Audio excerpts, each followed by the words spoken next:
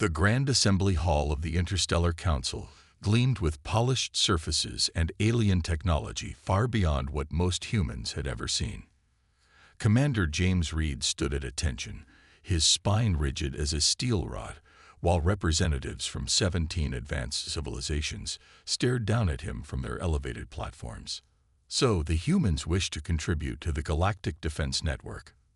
The Altarian delegate's voice carried a musical lilt that did nothing to mask his contempt. His skin shimmered with bioluminescent patterns that pulsed with each word. With ships powered by, what was it again? Nuclear fusion. A ripple of amusement spread through the chamber. Reed kept his face carefully neutral. The United Earth Coalition has made significant advances in propulsion technology, he stated evenly. Our ships can reach Proxima Centauri in under 2 years now. This prompted actual laughter from the crystalline Vordax representative, whose translucent body fractured the light into rainbow patterns across the floor. 2 years. How quaint. Our vessels traverse that distance in days. Reed had been warned about this reception. Earth had only been granted observer status in the Council 50 years ago, after humans had finally developed faster-than-light travel. By galactic standards, they were infants playing with toys far beyond their understanding. We may be behind in some areas, Reed acknowledged, but we bring other strengths to the Alliance. Yes. Your species' tenacity is charming, said diplomat Zol of the Midorian Empire, his 4 eyes blinking in sequence. The Midorians controlled the largest territory in the sector, their warships a constant presence near Earth's nascent colonies. But perhaps you might benefit more from our protection than we would from your assistance. Reed clutched the data drive in his pocket. On it were the real reports, the ones that would never be shared with these smug aliens. Reports from Dr. Eleanor Wright's laboratory beneath the Olympus Mons colony on Mars, where the dimensional physics team had discovered something that would change everything. We understand our place in the galactic community, Reed replied diplomatically. We're simply asking for fair treatment of our colonists in the Proxima system. The Council Overseer, a massive being whose species was so advanced they no longer bothered with physical form most of the time, waved a temporarily materialized appendage dismissively. The trade routes near your colony are of minimal importance to major commerce, the Overseer stated. We suggest you develop alternative supply methods or relocate your settlement to a more suitable location. More suitable, less desirable. Further from resources, further from the attention of the elder races who found human ambition amusing at best, troublesome at worst. As Reed left the chamber, he heard the Rigelian security chief Thorm speaking to a colleague in what they thought was too low for human hearing. They're like pets that think they're people, Thorm rumbled. Adorable until they become annoying. Reed's communicator vibrated. A message from Earth Command. Project Prometi EUS, Phase 1 complete, Vessel Assembly underway. He allowed himself a small, tight smile. Let them laugh. Let them dismiss humanity as cosmic newcomers bumbling through space. None of them knew what Dr. Wright had discovered in the quantum foam, the gaps between dimensions where reality itself became malleable. None of them knew about the facility hidden in Jupiter's shadow, where engineers were building something that operated on principles beyond conventional physics. The United Earth Coalition had been playing a long game, appearing weaker than they were, learning, watching, preparing. Soon, the laughter would stop. Reed straightened his uniform and headed toward his shuttle. Behind him, the council continued their discussion of truly important matters, having already forgotten the human petition. Let them forget. It would make their surprise all the more complete when they finally saw what humanity was truly capable of. The Ganymede Research Station floated in the shadow of Jupiter, hidden from most scanning technologies by the gas giant's massive electromagnetic field. The station itself appeared ordinary, just another mining and research outpost like dozens of others scattered throughout the solar system. Nothing about its exterior suggested it housed humanity's most ambitious secret. Dr. Eleanor Wright moved through the main laboratory, her gray-streaked hair pulled back in a practical bun. Holographic displays surrounded her, showing equations that would have looked like gibberish to most physicists, let alone ordinary people. "Status report," she said to the room at large. Her team of 20 scientists, the brightest minds Earth had to offer, looked up from their stations. "The dimensional membrane is stable," reported Dr. Tom Harris, his fingers dancing over control panels. "We can sustain the fold for 17 minutes now before energy depletion." Eleanor nodded, allowing herself a moment of pride. 17 minutes was more than enough. "And the containment field?" "Holding at 97% efficiency," called out Dr. Maitland from the other side of the lab. "The new alloy is performing better than expected." At the center of the lab, suspended in a transparent chamber, floated what appeared to be a small, dark crystal. It didn't reflect light so much as absorb it, creating an odd visual distortion that made it difficult to focus on directly. This unassuming object was the heart of everything. A quantum singularity stabilized within a folded pocket of 7-dimensional space. The humans called it the Prometheus core. Commander Reed reports that the council meeting went exactly as predicted, Eleanor announced to her team. "They underestimate us." As usual, a few bitter smiles appeared around the room. Every person here had experienced the condescension of the advanced species firsthand.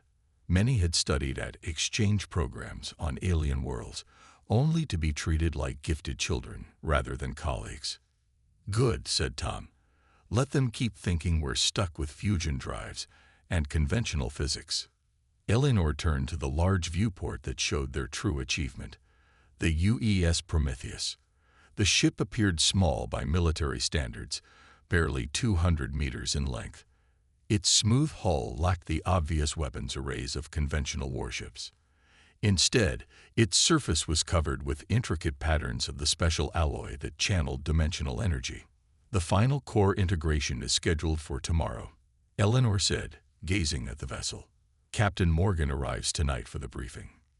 "Do you think he's ready?" asked Mai, concern evident in her voice. "The simulations are one thing, but actually piloting through 7-dimensional space." Eleanor understood her concern. The human brain wasn't designed to perceive beyond 3 dimensions. The first test pilots had suffered severe psychological effects when exposed to higher dimensional realities. "Morgan's neural scans were the best we've seen," Eleanor assured her, "and his motivations are strong."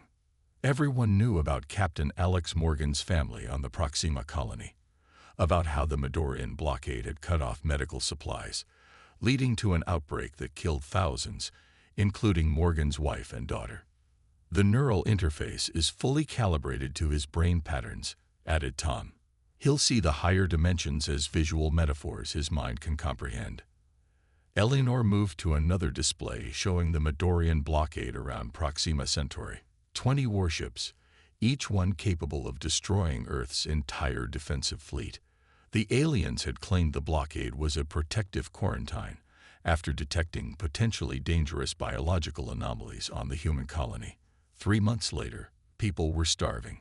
"Tomorrow we begin final testing," Eleanor said firmly. "In 1 week, the Prometheus makes its first real voyage." She looked around at her team, the unsung heroes working in secret, without recognition or glory. For years they had endured the ridicule of alien advisors who thought humans barely understood quantum mechanics. "They think dimensional physics is centuries beyond our grasp," she said quietly. "They're about to learn how wrong they are." The emergency transmission from Proxima Centauri played again on the main screen of Earth Command's Situation Room. The face of Governor Maria Bell appeared, haggard and drawn, her eyes sunken from weeks of stress. "This is our 14th request for council intervention," she said, her voice cracking. "The Midorian blockade has cut off all supply routes. Our hydroponic systems are failing due to lack of replacement parts. Medical supplies are critically low. We have over 3,000 people with radiation sickness from the solar flare last month, and no treatments left." Admiral John Parker watched the message with a clenched jaw. Around the circular table sat the 12 members of Earth's Defense Council, their expressions grim.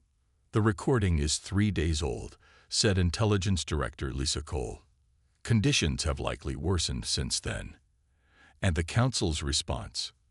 asked the Admiral, already knowing the answer. General Marcus Torres, Earth's military liaison to the Interstellar Council, shook his head. "They've escalated our concern to the appropriate committee for review." Their exact words. "Which means nothing will happen," snapped Defense Minister David Wells, slamming his fist on the table.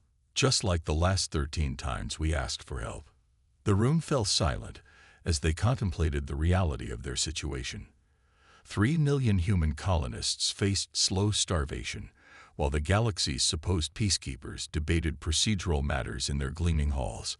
"I met with Security Chief Thorm yesterday," General Torres continued. "He informed me that the Council considers this a minor regional dispute that doesn't warrant emergency action." "Minor?" Admiral Parker's voice was dangerously quiet. "They're blocking food and medicine to civilians. The Midorians claim they're preventing the spread of a dangerous pathogen." Torres replied, disgust evident in his tone. "They've produced evidence of unusual biological readings from our colony. It's fabricated, of course, but enough to give the Council an excuse to delay." "The real reason is clear," said Director Cole. "The Proxima system has the richest concentration of rare minerals in this sector. The Midorians want our colony gone so they can claim mining rights." Admiral Parker stood up and walked to the window overlooking the sprawling headquarters of Earth Command. In the distance, the blue Pacific Ocean glittered in the sunlight, peaceful and serene, so different from the desperate situation unfolding 12 light-years away. "And our conventional military options?" he asked. General Torres pulled up a holographic display showing the Midorian blockade. 20 warships in formation around Proxima Centauri, each bristling with weapons that could vaporize Earth's most advanced vessels in seconds.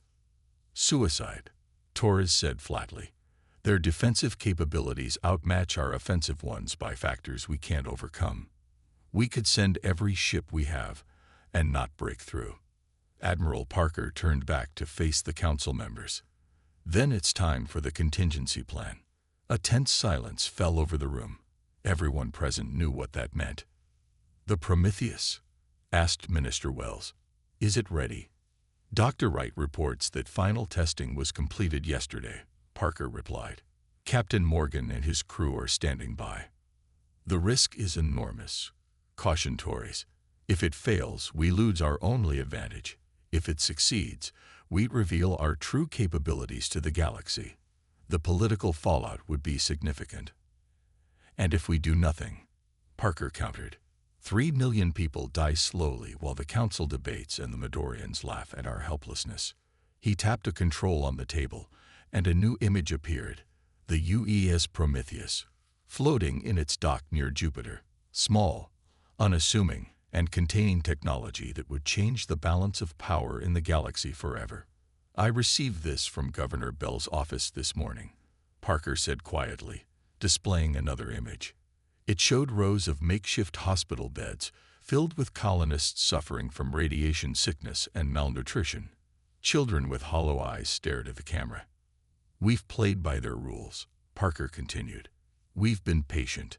We've submitted petitions. We've followed protocols. And our people are dying while the Council deliberates." He looked around the table, meeting each Council member's eyes. "I'm authorizing Operation Lightbringer. The Prometheus launches in 6 hours." No one objected. The time for diplomatic solutions had passed. The mockery was about to end. Captain Alex Morgan stood in the command center of the UES Prometheus, his hands resting lightly on the neural interface console. Unlike conventional starships with their buttons, screens, and manual controls, the Prometheus featured a minimalist bridge. The smooth, curved walls housed only the essential life support systems and the revolutionary neural interface that would connect Morgan's mind directly to the ship's dimensional drive. "Pre-launch checks complete, Captain," reported Lieutenant Ben Foster, one of only 5 crew members selected for this mission. All systems nominal. Morgan nodded. The small crew size was intentional. Fewer minds to protect when they breached the dimensional barriers. Each person aboard had been carefully chosen not just for their technical skills, but for their psychological resilience. Engineering status, Morgan asked. The Prometheus core is stable and ready, replied Chief Engineer Olivia Rice, her voice steady despite the tension everyone felt. Power systems at 100%.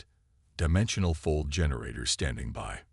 Through the viewports, Morgan could see the technical crews evacuating the dock.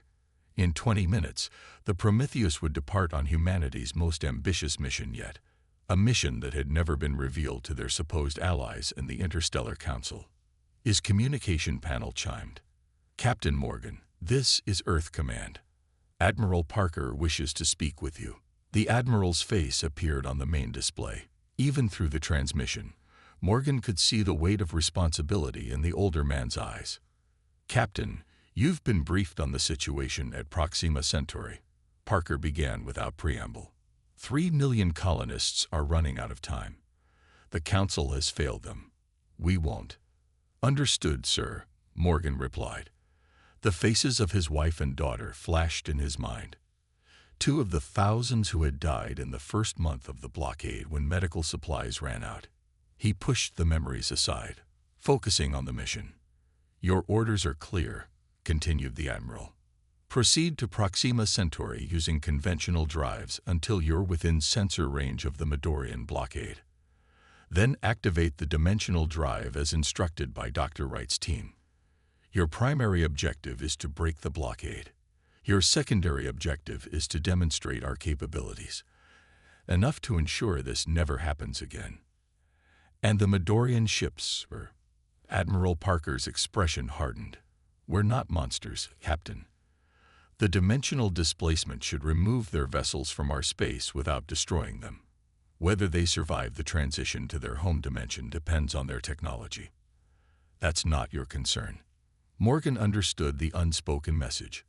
Earth didn't want a war, but they would no longer allow their people to be victims. One more thing, Captain, Parker added. We've received intelligence that several Council observation vessels are in the vicinity of Proxima. They're monitoring the situation but taking no action. When you activate the drive, they'll witness everything. Morgan finished. That's part of the plan, isn't it? Parker nodded. The Council needs to understand that the era of dismissing humanity as an insignificant species is over. Good luck, Captain. Earth Command out. As the communication ended, Morgan turned to his small crew. Each face showed the same determination, the same resolve. What we're about to do will change everything, he told them. Not just for the colonists we're saving, but for humanity's place in the galaxy. For generations, advanced species have looked down on us, treating us like children playing with technology we barely understand. He paused, looking at the dimensional drive readouts. The Prometheus core pulsed gently at the heart of the ship, its power contained by technologies that the arrogant Council races believed were centuries beyond human comprehension.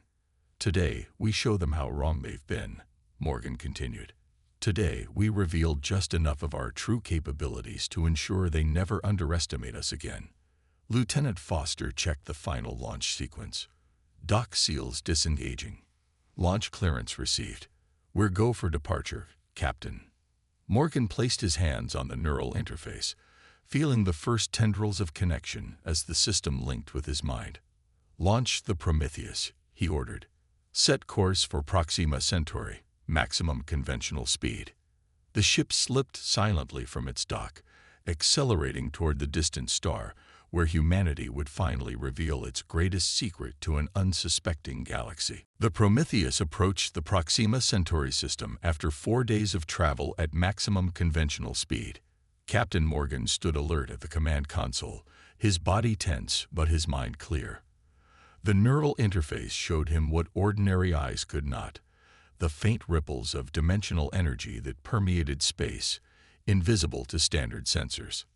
Midorian blockade detected, announced Lieutenant Foster. 20 warships in standard formation around the planet.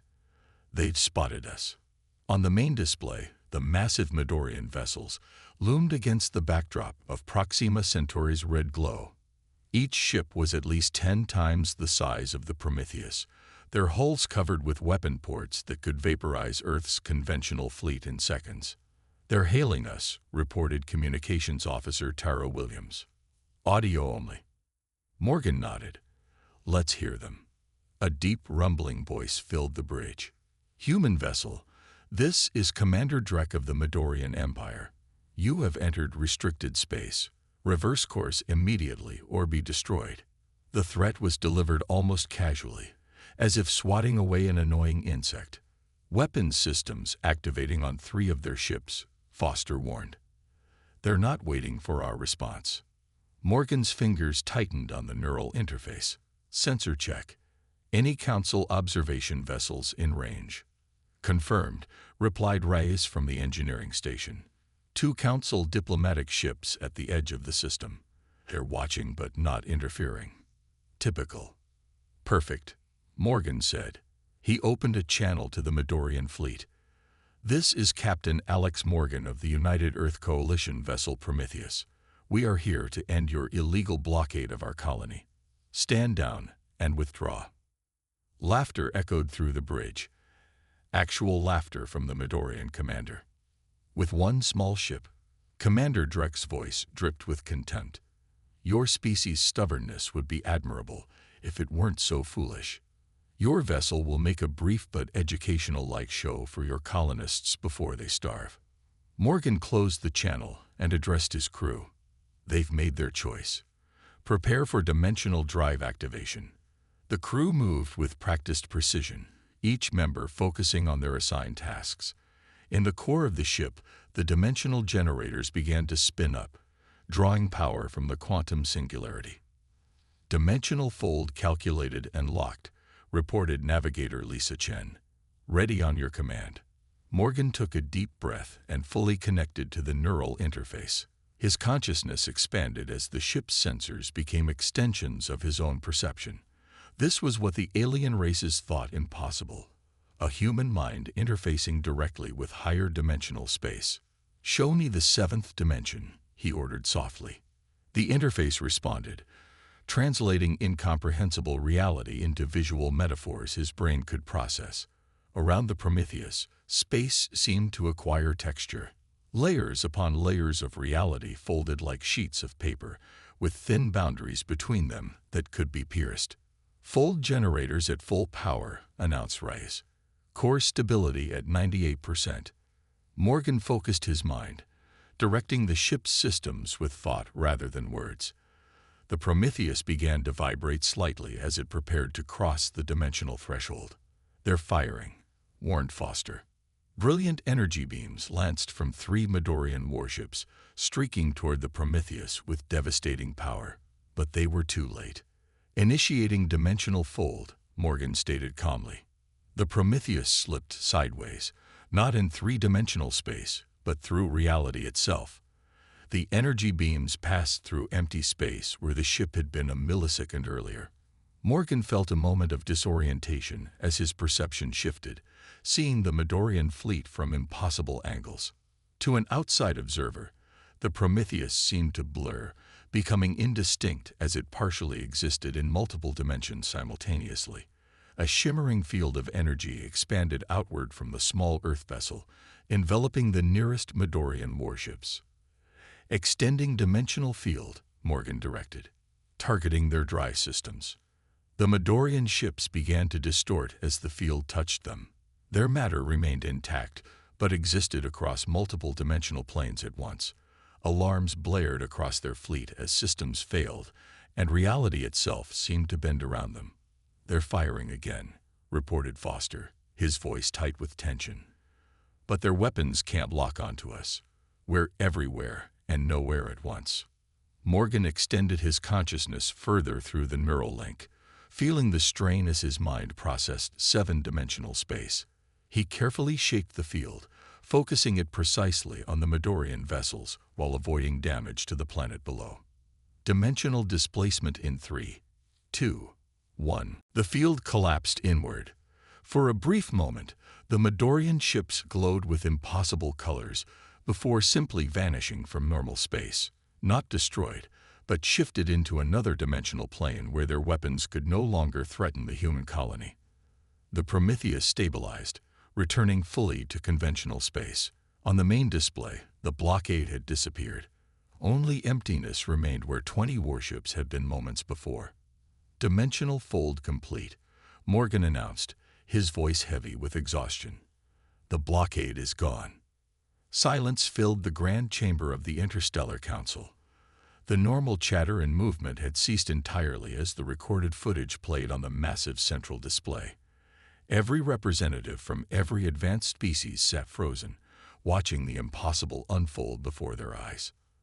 The recording, captured by the Council observation vessels near Proxima Centauri, showed the small human ship approaching the Midorian blockade. It showed the energy weapons firing. Then it showed something that violated everything the Council races thought they understood about physics. The human vessel had shifted. Not exploded, not fled, not engaged in conventional combat. It had partially disappeared from normal space, while simultaneously existing across multiple dimensional planes. Then the Midorian warships, 20 of the most advanced vessels in the galaxy, had simply vanished. When the recording ended, the silence continued for several long moments. Council Overseer Vex finally spoke, his usually confident voice now uncertain. We have confirmed that the Midorian vessels were not destroyed. They have reappeared in their home system, though severely damaged and with their crews experiencing significant temporal and physical disorientation. Ambassador Thomas Bell, Earth's representative to the Council, stood calmly at the center of the chamber. His plain black uniform seemed deliberately understated compared to the ornate garments of the other species. The United Earth Coalition regrets that such action became necessary, Bell stated. His voice carried no hint of apology, only formal diplomatic courtesy. We attempted 14 times to resolve the illegal blockade through Council procedures. Our people were dying. We acted accordingly. Security Chief Thorm, who had dismissed human concerns for months, rose from his seat. His massive form trembled with what might have been anger or fear. What you displayed was technology far beyond your civilization's development stage, he accused. You have been concealing advanced weapons while pretending to be a young species. Bell's expression remained unchanged. We concealed nothing. You assumed our limitations. You never asked what we might be capable of. The difference is significant. The Altarian delegate, whose musical voice had once mocked human ships, spoke in hushed tones. The dimensional manipulation we witnessed. Our scientists believe such technology was theoretically possible but centuries away from practical application. How did you achieve this? Human ingenuity, Bell replied simply. We may be younger than many council races, but we approach problems differently. Where you see limits, we see possibilities. The chamber erupted into chaotic discussion. Some delegates demanded sanctions against Earth for deceptive practices. Others called for immediate scientific exchange programs to study the new technology. A few simply sat in stunned silence, re-evaluating everything they thought they knew about the species they had dismissed as primitive. Admiral Parker and Dr. Eleanor Wright watched the Council proceedings from Earth Command, the secure transmission showing the turmoil their revelation had caused. They're terrified, Wright observed. 20 ships gone in an instant without a single death. It's upended their entire power structure. Parker nodded. Fear isn't our goal, but respect is long overdue. The Vordax ambassador has already withdrawn their objection to our mining rights in the Ta City system. And the Prometheus? Wright asked. Captain Morgan reports all systems nominal. The dimensional drive performed exactly as designed. They're escorting relief ships to the colony now. On the display, Ambassador Bell continued to field questions from increasingly respectful council members. The mocking tones and condescending attitudes had vanished entirely. We have no intention of using this technology aggressively, Bell assured them. The United Earth Coalition seeks only to protect its citizens and maintain peaceful relations with all species, but we will no longer be dismissed or exploited. In the council chamber, the Regilian delegate leaned toward the Altarian and whispered, "They had this capability all along, watching us treat them like children. How much else are they hiding?" No one noticed the small smile that briefly crossed Ambassador Bell's face. The Prometheus had demonstrated only a fraction of what the seventh dimension technology could do, exactly as planned. Humanity had revealed enough to ensure their safety, but kept their true capabilities in reserve. As the council session continued, emergency messages flashed across the galaxy. Policies toward human colonies were hastily revised. Trade restrictions were lifted. Military vessels that had been positioning near Earth territories suddenly found urgent missions elsewhere. The era of laughing at humanity was over. 1 year after the Proxima Centauri incident, Commander James Reed stood on the observation deck of the newly constructed interstellar embassy on Earth. Through the vast, transparent dome, he watched ships from a dozen alien civilizations moving through Earth's orbit, not as conquerors or reluctant visitors, but as eager diplomatic envoys and trading partners. "Quite a change from last year," said Admiral Parker, joining him at the viewport. "I remember when we couldn't get a single council member to visit Earth. Now they're practically lining up." Reed nodded, his eyes following a crystalline Vordax vessel as it docked at the space station. Amazing what a little dimensional manipulation can do for one's social calendar. The two men shared a brief laugh, though both recognized the serious transformation that had occurred in galactic politics. In the months following the Prometheus revelation, humanity's status had shifted dramatically. The mockery had stopped. The patronizing guidance had ceased. In their place had come genuine respect, and more than a little fear. "The Midorian ambassador arrives tomorrow," Parker said, checking his datapad. "Their new government is very eager to establish mutually beneficial relations with Earth. The same government that was starving our colonists a year ago," Reed remarked dryly. "Politics makes for strange bedfellows," Parker replied, "especially when one bedfellow can fold your battleships into another dimension." Below them in the main embassy hall, Dr. Eleanor Wright was conducting a carefully scripted tour for a delegation of alien scientists. The knowledge she shared was deliberately limited, basic principles of dimensional theory without the critical engineering details that made the Prometheus possible. "We believe that reality exists across 11 dimensions," she explained to the fascinated visitors. "Most species experience only 3 spatial dimensions plus time, but mathematics suggests many more." An Altarian scientist raised a slender hand. "But accessing these higher dimensions requires energy levels that would destroy conventional matter. How did you overcome this barrier?" Wright smiled politely. "That's an excellent question. Our approach involves quantum stabilization techniques that are still classified, I'm afraid."